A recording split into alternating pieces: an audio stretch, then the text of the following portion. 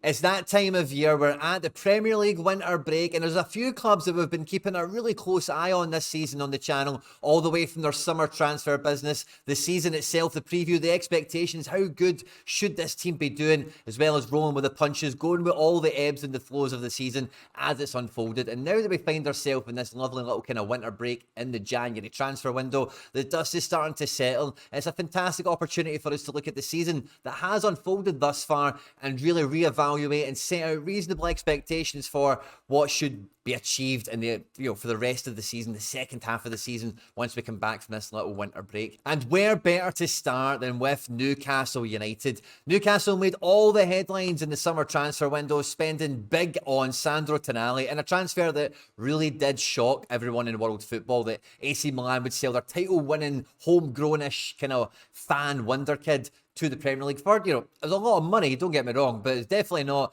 a bid that people would think it would extract the best player out of an elite European team like that. But it was a huge statement of intent for Newcastle that they are building the best starting 11 absolutely possible. But the rest of the summer transfer business for me was just mind-blowing. Expectations for the season were all over the place, and as the season has unfolded, Newcastle have had one of the worst times of it. In the video today, we'll be rating the entire squad as best as we possibly can, along with the manager, as well as, like I mentioned, reassessing the expectations. What is a successful season for Newcastle United as it stands at the moment? Where are the areas to improve? And what are the main question marks around the whole club, around the squad at the moment? At any point in the video today, if you do laugh, you learn, you like something, or, whatever, please do like and subscribe to the channel. We are pushing for 10,000 subscribers, and we cannot do that without your support, guys. So if you do enjoy the video, please hit the subscribe button for more content like this, and jump into the comment section and let me know what you think a successful season now looks for Newcastle United. And yeah, let's just get stuck straight into it. Now, the first place we're going to start, quite simply, is an overview of the squad. Now, what we've got here on screen is everyone who has made a Premier League or Champions League appearance for Newcastle. The guys in black being the most selected guys to play in the starting 11.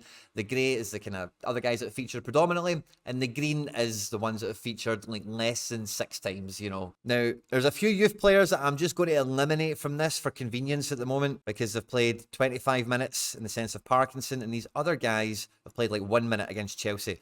That really tells us first and foremost that the depth that's available in this Newcastle squad isn't overall to the quality, to the standard that Eddie Howe would like to see. And I think that was really apparent really in the Man City game. But if you've been watching Newcastle all season long, so many of the best 11 in Newcastle complete 90 minutes or get very, very close to it very, very often, because there is not much strength and depth. It was the number one thing that we highlighted here on the channel as the summer transfer window was unfolding and when it was all said and done. Now, looking at the depth chart at the moment, it looks like, okay, you can see the logic in bringing in a Livramento to, come in behind Trippier for depth and Hall for burn. Maybe he can be an upgrade as time goes on, because in different games this season, Burn has shown some of his limitations. But Livramento has probably been Newcastle's best left back so far this season, which just puts an excessive amount of, asset deployed or capital deployed in the left back position of the pitch here. Guys like Dummett and Target have come in for some minutes as well here and there when the injury list has been the most extensive, when suspensions have been kicking in, when there's been midweek matches to rotate around. Sven Botman still featured quite a lot this season, but he has been injured and he's only recently just kind of came back into the picture. And normally when he is playing, of course, Fabian Schär will be on the right side of defence, but for the most part of this season, the most appearances goes to Schär and Lascelles here in at centre-back. Now, I think so far this season, if we're looking at the squad overall, just before we move away from the sort of defensive portion, Nick Pope for me is clearly, when fit and available, England's best goalkeeper that they could possibly call upon. I think he has really went to a whole new level this season, because these domestic keepers that do really well in the Premier League, that maybe don't get the glory that they deserve, what they're normally missing in their career is that big stage exposure where they can play in the Champions League in the biggest arenas in European football and deliver those game-defining moments as a goalkeeper, keeping your team in it, making those really important saves that maybe actually secure a positive result in the end. And Nick Pope has delivered every bit of that so far this year. And I know he's injured at the moment, and Dubravka's come back in recently to cover for him. But I think Nick Pope has really been, looking at the squad overall and who's contributed so far this season, one of the number one most important players for Newcastle by a long way. In midfield, obviously, Tonali is now suspended for the rest of the season. We won't see him featured again. But as the season lies at the moment, he's still got a significant amount of appearances in the Premier League and in the Champions League to be in the reckoning here. And if we go all the way back to the beginning of the season and we look at the starting 11 that played against Aston Villa and absolutely schooled them 5-1, we've got the full-strength defence that we've just spoke about there. And for one of the very rare occasions this season, we've got that full-strength midfield and attack. And Aston Villa have been one of the stories of the Premier League season. We're not going to talk about them in the video today, of course, but for Newcastle to absolutely hand it to them on a play in the opening game of the season, for me, was a real statement of intent of how good this starting 11 actually was and the heights it could go on to reach this season. And I think when you look at the squad as it sits at the moment and you think about how often some of these guys have been available to actually contribute to, you know, the league and the Champions League, it's very, very few, unfortunately. As the season has went on, not just the obvious thing with Tonali going on to be suspended, but with injuries to Botman and to lots of other players in the starting, Barnes, big money signing in the summer, of course, out injured for a huge part of the season. There's been a lot of pressure on the midfield of Newcastle because it is essentially just the midfield from last season again, but now having to juggle with Champions League and the added expectations of you were top four last year, what have you got this year? And I think Bruno Guimaraes in midfield has been the number one player for Newcastle by a long way. Statistics are through the roof. Honestly, he's been fantastic. He does all sides of the game absolutely perfectly. And he really embodies what Eddie Howe wants in this 8-8 midfield setup of three guys that can control the centre ground, control the most important part of the pitch, and all three of them going box to box, protecting Newcastle in defence. And Bruno especially, the range of passing he's got to play it into space for the likes of Gordon and Almiron to be breaking onto, or even Isak, depending on, if it's a bit more central or something like that, has been a huge weapon for Newcastle, a great route to goal that they've been able to rely upon in some very important matches. And he gets a lot of credit for some of these tighter matches, but I really don't think he gets that wider credit, Bruno, for how much he just makes the team absolutely tick with his passing, as well as his ball winning, his dual success, and all the defensive stuff that he really offers in the centre position of this midfield three, because he does have slightly more defensive responsibilities than the other ones. Elliot Anderson becoming injured was obviously a bit of a speed bump in his career. Nice kind of start for him this year. He showed that he was really capable of contributing to the same kind of levels as maybe like a Longstaff and a Willock on the Premier League kind of stage for Newcastle. Probably not going to be a best 11 guy, but could come off the bench, could rotate in, etc. And his injury, along with Willock, has definitely given less opportunities for respite for these key guys. And Longstaff, I think, isn't everyone's cup of tea in terms of trying to push Newcastle on into, like the top end of the table, of course, hence the Tonali replacement. But I think one of the real shining lights in this midfield has been the emergence of Lewis Miley, because again, very similar to Bruno, this guy very quietly has got all sides of the game in his arsenal. One of the highlights of my season was going to St James's Park this year to watch Newcastle beat Man United, and seeing Miley in person in that game was absolutely fantastic for me. He's very, very effective at just getting around the pitch, whatever side he's supposed to be on, left or right. It's predominantly the right from what I've seen. And not just doing all the stuff in tight spaces here with the winger, whether it be on the right or on the left. I might be remembering things wrong. I'm always cautious people who are attacking me in comments just for saying left or right the wrong way, or just because sometimes it's the perspective of this board and what I'm thinking about on the TV and stuff like that. Sometimes it's just a wee bit off in that respect. So, forgive me if I misspeak once. But very effective in these wide areas. If like playing the ball in tight spaces, playing it into channels as well. But what he started to add into his game, the more and more minutes and appearances he was getting into the box a little bit more and trying to help get the ball over the line with that pass, make that third man run, give the defence something else to worry about. And maybe he does get on the end of it with the goal that he scored, or maybe an assist or something like that. But he's getting more adventurous, braver, and I think that's a great sign for a youth player coming through, that not only do they survive in this environment, but they go on to thrive. Now, I must admit, in the summer, when it came to this squad, I did worry about the quality of depth that Newcastle would have to get goals throughout the season, particularly when it comes to centre forward. I would have thought Newcastle would have wanted another striker, another player that can play just anywhere across the front line, but does have the ability to play through the middle to give Isak either the rotation option or give you cover in terms of if he wouldn't be available. I do think Callum Wilson has really stepped up, and every time I've seen him, he has been a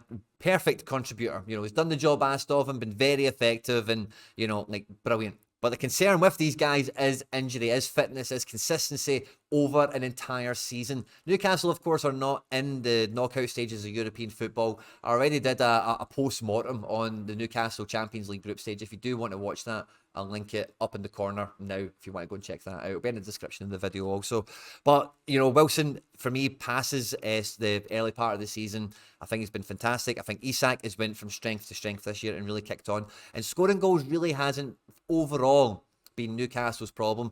In more recent times, they have struggled to really keep the high scoring intensity going on, really since, I know they beat Man United 1-0, and then that's when the results kind of tapered off, but really it's since the Chelsea game when it went 4-1 victory there. The draw with Paris was such a kick in the stones, and then, you know, beating Man United is a great bounce back result, and everything else. But from there, the goals kind of really have dried up. Anthony Gordon has been electric this year. He's probably my young player of the year. I don't know if he would qualify for that, but he's been fantastic. One of the most exciting players for me in world football. And, you know, he's got a very clear route to goal. He's been very effective this year.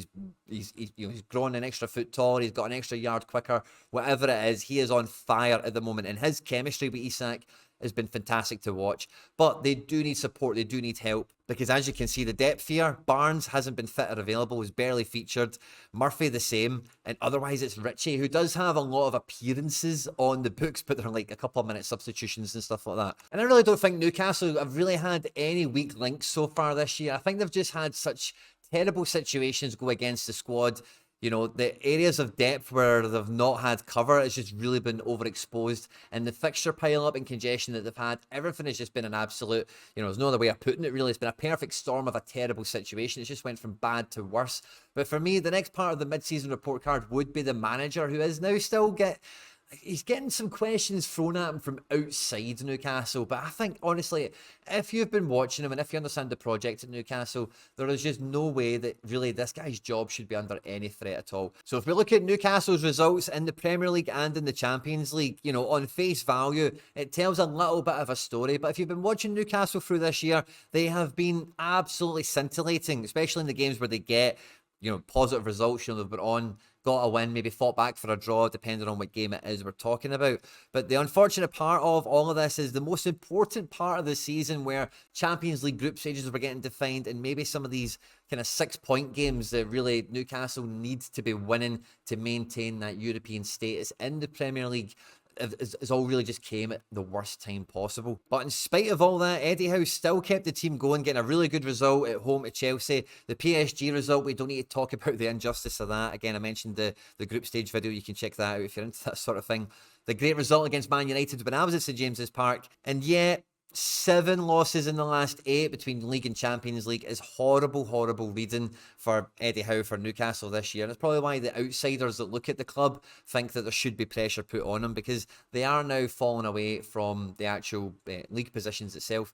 But Eddie Howe's done a fantastic job to not just keep a good best 11 actually fit and available on the pitch, but keep the team absolutely ticking over at the highest level. They were so close to getting into European football after Christmas. It was absolute razor's edge decision making from referees and VARs, and you know everything else you don't need me to go into.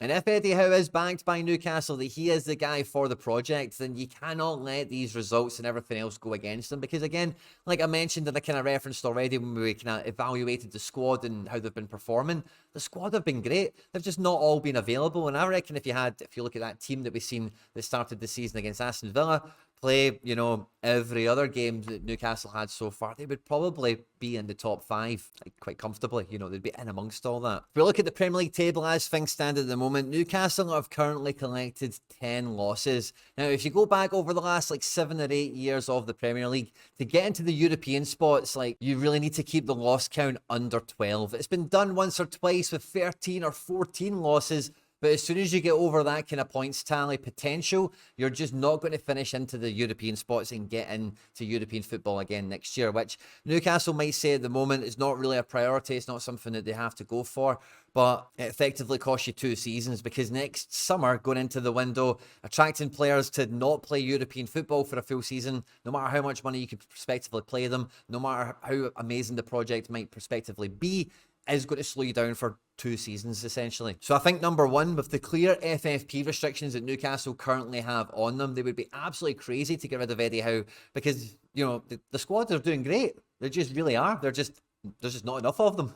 And if you are going to keep him in for now, you've got him in for the whole of next year, because you're going to need, again, that very fine finesse development of the squad with the very strict FFP, or whatever we're calling it, PSR or whatever it's called, restrictions that are within the Premier League. And I think Eddie Howe is himself as a manager growing for this experience for Newcastle. And I think Newcastle have invested as a club or as a company, or however you want to think of it, as like good time in the development of their manager as well as their players. And it would be absolutely redundant to get rid of him at this stage. And as a consequence, probably for the next 2 or 3 seasons. Now, one thing that I do think is really going to hold him back and needs to be a huge improvement where possible, because, just games have been played so far this year, is Newcastle's away form. When we separate the table from home and away results, Newcastle currently reside second bottom in the table, only beaten Sheffield because they've got 1 win on the road. Scoring 16 over 10 games is admirable, but conceding 22 is always going to cause you problems away from home, and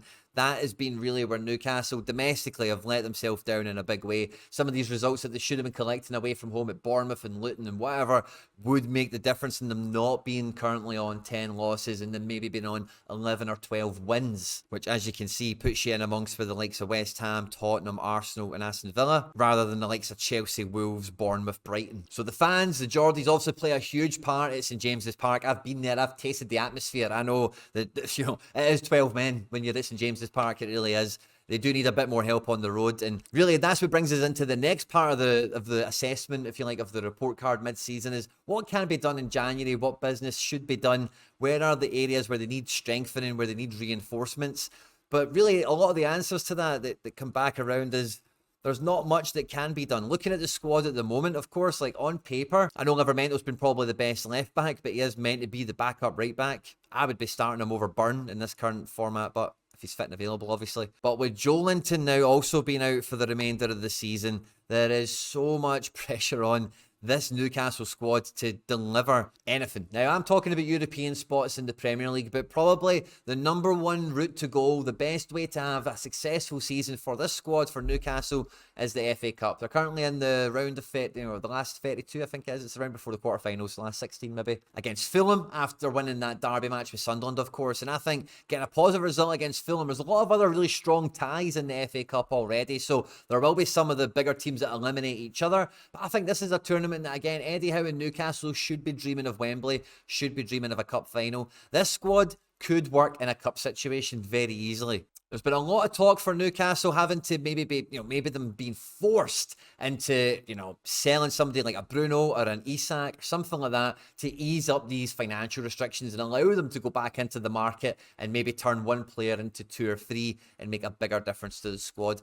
But I really do think the quality of Bruno in midfield is irreplaceable for Newcastle in that kind of structure. I don't think you're going to get anyone anywhere near the ability of him in any of those sort of player trading model kind of solutions. Alexander Isak, I think, is slightly easier to replace in that respect. I do think it was actually a bit of a gamble for Newcastle. I wasn't really convinced that was a great deal for Newcastle at the time, 65 million quid, whatever it was. But it's turned out to be an absolute win. You could make some absolute profit on him. And again, someone like him, it's maybe a little bit easier to come by than a Bruno. But I do think Newcastle, the best thing they could do is hang on to absolutely everyone they absolutely could, who they see being, a proper best 11 player. Because when we looked at the squad depth chart earlier on and we add in like the likes of Tonali, etc., it's clear to see that the bulk of the 400 odd million that Newcastle and Eddie Howe have been spending is to make a fantastic best 11. And that's the main problem I had with the strategy in the summer, is it doesn't really do much in a crisis situation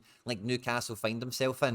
I think Newcastle really do need to try and push the boat out, because this situation is pretty dire, and I know there's a lot of fear around the FFP regulations and whatever, but Everton and now Nottingham Forest, who have been dragged into it, have been way over it by hundreds of millions. I'm pretty sure, and I'm no financial expert in all this, right, but I'm sure if in 1 or 2 windows, if Newcastle pushed themselves out by 20 million quid, they couldn't make up for it in a later window, because these things go in 3-year accounting cycles and stuff like that. So I would be very surprised if there isn't something moderately creative or agile that could be done in this kind of mode, because quite frankly, every other club is way more capable of than Newcastle of being able to go in. I'm even thinking about like the Brightons of this world and the Brentfords.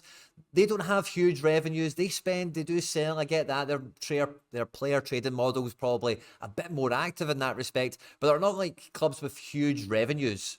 Because not being in European football, not getting to a cup final, these are huge markers that will move them on this season, even though they're not in European football after Christmas. And yeah, top four is very unlikely, which was a great high last season, and be able to kind of maintain that would have been great.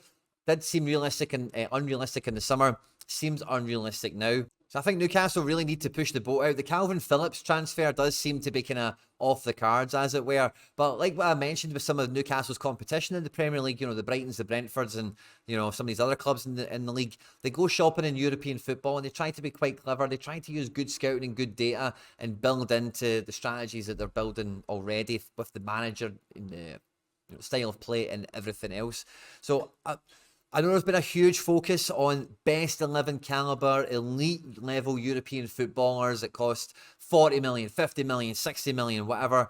But I think Newcastle can and should really have been better prepared for this window. Or if they're not, then maybe they're looking in this direction. But some of these, not necessarily like hidden gems, but just going down the food chain a bit quicker and just finding a guy that's got huge potential, good credibility already, an Alexander Isak type, if you will, a Bruno Guimaraes, if you will. These guys, before they go to Lyon, before they go to Real Sociedad, can you find them at that point and try and get them for a little bit cheaper? Being a Premier League club, being Newcastle, I don't think anyone's going to do you any favours or give you any discounts or anything like that. But, the financial situation is well documented, and, if people want deals to be done, then installments, add-on fees, sell-on clauses, all this kind of stuff. There's lots of creative solutions in the transfer market, and I just think Newcastle, in some respects, it feels to me like they're giving up without trying. I think this Newcastle team in every match has got the potential to score a couple of goals, but like we've seen with the results and like we've seen with the performances I've been watching Newcastle, they just don't have any options on the bench. And really, yes, the fixture list is going to ease up, and as the season goes on, maybe they'll be able to manage their games better because they'll just be going weekend to weekend, etc. But the squad is super thin. That's not going to really change. If Joe Linton's out, he's got to get some sort of surgery. He might be out until March or April, is the reports I'm catching at the moment. We know Tonali has, got a term on a suspension, so that is what it is. To get an FA Cup run, to maybe, keep the loss record under 13, keep it under 14, and try and squeeze into the European spots. This midfield just needs so much help, and I think Newcastle really need to do everything at their disposal. They need to turn over every rock. Can Newcastle get out of this whole Lewis Hall deal as well? I know he's looked good and everything else, but it's a huge transfer fee for a guy that, is now maybe third choice left back. You still get Target, you still get Dummett.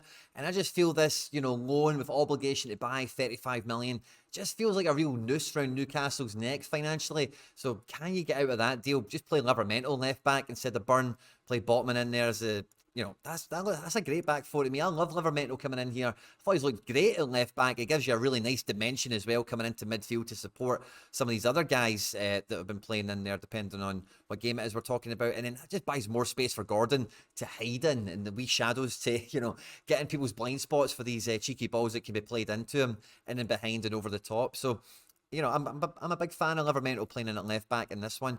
And I said it at the time, I couldn't believe that they did this one in the summer. It just made no sense to me at all, kind of on paper. And, there's still the targets. There's still some of these guys in the squad that if Newcastle can be proactive enough, they can maybe free up a couple of million here, a couple of million there. And as long as they've got their targets lined up, I don't see any reason that Newcastle shouldn't be doing business in this window somehow. So yeah, that's the only thing I can think of for them to prove is, in terms of the transfer business, is considering the underbelly of the squad quality, where are you actually putting, transfer capital, wages, all this kind of stuff. It's just so heavily defence-based. And yeah, I guess that's the final thing for us to finish on is some sort of expectation between now and the end of the season. As we're recording this video, Newcastle have played 21 games in the Premier League. They're out the Champions League. They've still got Fulham to play in the FA Cup. For me, for them sitting in 10th, currently only 3 points off of Man United in 7th. I think getting into the European spots is definitely something that, is within grasp, is within reach. But if all the quotes have to be believed about the lack of business that probably will happen in this window, then it does feel like that gap is going to widen, unfortunately, because of the amount of losses Newcastle have already accrued. I just can't see them, once they get to 14 losses, been able to get the amount of points required to really break in there. But the fantastic thing about Newcastle and really this whole new regime is the whole project is meant to be about elevating Newcastle into being one of those illustrious clubs in English football. And a big part of that is picking up trophies. And Newcastle's favourite trophy to go for, the trophy that as a kid, I really wanted Newcastle to win. I don't remember the history. I'm not going to go and look it up or anything, but I'm pretty sure it was like 2 FA Cups back to back. He's got to the final and it was like Man United when they won the treble. I can't remember the other one, but I remember Newcastle getting to these cup finals, and I really wanted to see us lifting these trophies and doing well, and sadly it wasn't to be. But Eddie Howe and the boys have got every opportunity. Obviously getting to a cup final already and sadly missing out. They've got that experience. They've had that kind of taste already of going the distance a bit further in a cup competition. And I think the Champions League experience, really, these players should be super confident like in every game that they're playing. And I think really every player has gotten better as the season's gone on. That's why I say I'm wholly optimistic and positive around everything at Newcastle. I just really think that they've painted themselves into a corner financially with some of the business strategy that they've had. And I'm really hopeful that they can do something either to just push the boat out and just maybe take a slap in the wrist later on, or have to do something that you maybe didn't want to do in the summer. Maybe you wanted to do it next summer, but maybe you need to do it now. You know, just something like that, because it is extenuating circumstances. And overall, like, yeah, I'd love to see them get into the European spots on the table. I really don't think it's likely, but yeah, a cup run for me, getting to the final, I think they could do it. You know, Newcastle, this squad have really got a bit of metal in them, and if they could get to an FA Cup final and go on to win the thing, I think that would really give them, you know, the just fruits of their labour for what we've seen so far early on in the season, if that makes sense. I hope you've enjoyed this one. Kind of off the rails a bit at the end, guys. I'm sorry. On screen there now, some other stuff that I've made YouTube thinks you might enjoy. I hope you enjoyed this one. Don't forget to like, subscribe, share, and retweet, and all that good stuff. And I'll catch you on the next one. Take care. Bye-bye.